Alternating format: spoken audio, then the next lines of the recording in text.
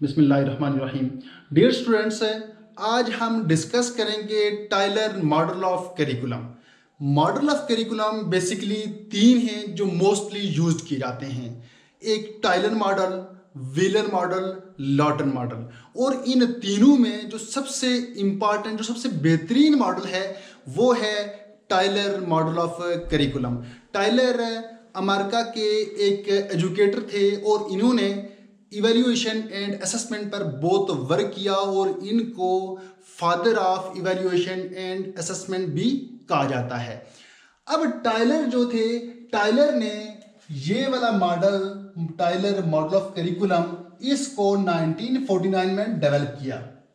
Tyler model एक broad term curriculum है जो करिकुलम को डेवलप करने में हेल्प करता है, या फिर हम इस तरह भी कह सकते हैं कि टाइलर वो डॉक्यूमेंट्स जो टीचिंग लर्निंग प्रोसेस में हेल्प करते हैं, जैसे subject, time frame, manner of instruction etcetera. अब जो टाइलर मॉडल है वो इन चार सवालात के इर्द गिर्द घूमता है। कौन से सवालात हैं? ये वाले चार सवालात हैं, इन्हीं के इर्द गिर्द घूमता है जो करिकुलम को एनालाइज करते हैं और करिकुलम को डेवलप करते हैं। What educational purpose should the school seek to attain? किसी भी स्कूल के कौन कौन से एजुकेशनल पर्पस होते हैं जो उसे हासिल करना चाहिए।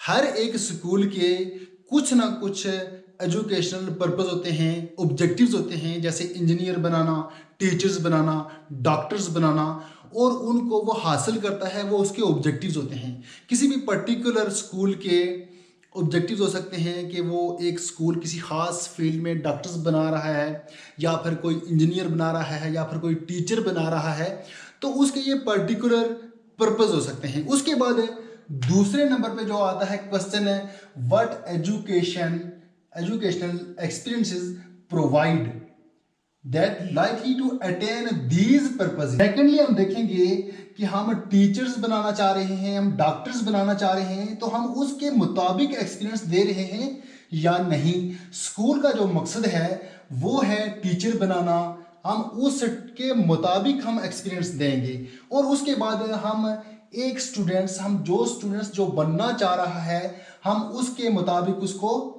एक्सपीरियंस देंगे। उसके बाद थर्ड नंबर पे जो क्वेश्चन है वो है, how can these educational experiences effectively organised?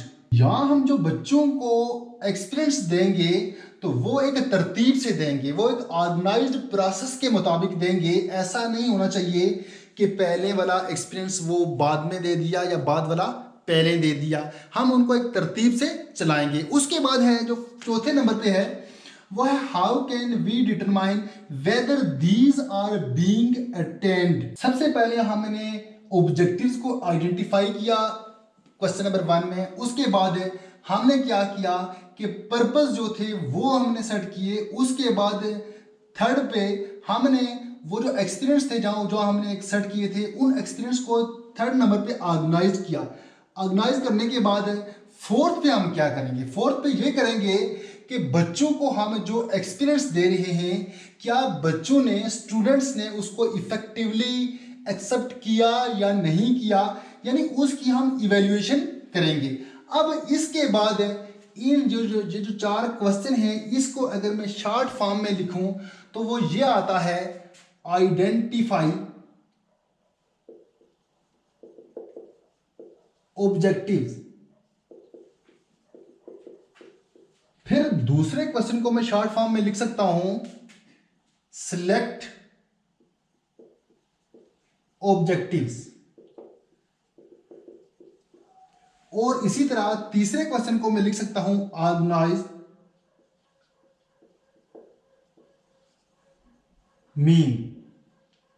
Means. फिर लास्ट को मैं लिख सकता हूं, इवैल्यूएटिंग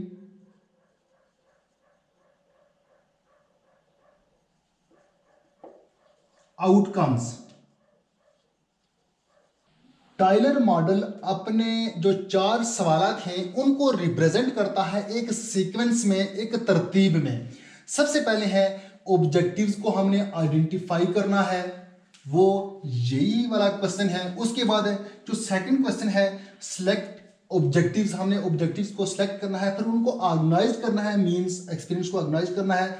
उसके बाद हमने लास्ट पे इवेल्युएट करना है अपनी आउटकम्स को। जो आइडेंटिफाई ऑब्जेक्टिव्स हैं वो वहाँ या टाइलर मॉडल के मुताबिक कि हमने 3 चीज़ों को मद्देनज़र रखना है, उनके मुताबिक हमने ऑब्जेक्टिव्स को सेट करना है। जो हमारे रिसोर्सेज होंगे वो कौन से होंगे, वो हैं स्टूडेंट,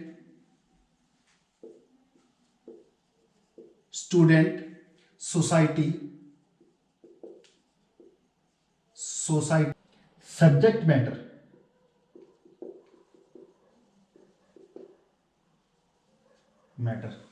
अब कौन जो हमारे रिसोर्सेज होंगे ऑब्जेक्टिव्स को आइडेंटिफाई करने में, वो कौन से होंगे, वो स्टूडेंट्स की नीड्स, जो सोसाइटी की नीड्स और सब्जेक्ट मैटर, इन चीज़ों को देखते हुए हम अपने ऑब्जेक्टिव्स को आइडेंटिफाई करेंगे। अब जब हम अपने ऑब्जेक्टिव्स को आइडेंटिफाई करेंगे तो हमें 2 मज़ीद बातों को जहन में रखना होगा कि जो हम ऑब्जेक्टिव्स सेट कर रहे हैं, ऑब्जेक्टिव्स को आइडेंटिफाई कर रहे हैं, उनकी जो फाउंडेशन है वो फाउंडेशन होगी फिलॉसफिकल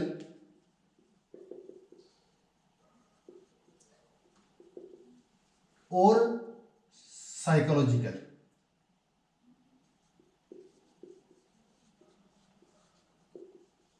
अब ये तो आ गया पहला स्टेप, और उसके बाद दूसरे स्टेप में हमने जो ऑब्जेक्टिव्स हमने इस स्टेप में आइडेंटिफाई किए होते हैं उनको सेलेक्ट करना होता है करिकुलम में।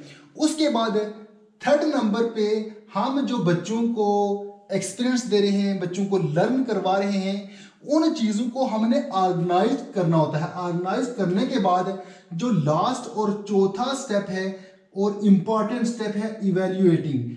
इवेल्युएशन बहुत ही इंपॉर्टेंट स्टेप है। यहाँ हमें देखना होता है कि जो हमने ऑब्जेक्टिव्स आइडेंटिफाई किए थे, जो हमने ऑब्जेक्टिव सेट किए थे, क्या वो अचीव हुए या नहीं हुए, हमारी जो आउटकम्स हैं वो किस तरह की रही हैं, वो अच्छी रही हैं या नहीं रही हैं। और इससे हमें पता चलता है कि जो ये मॉडल है, जो इस मॉडल के थ्रू हमारा करिकुलम डेवलप हुआ, उसको एनालाइज किया जाता है कि वो करिकुलम कितना इफेक्टिव रहा या नहीं रहा।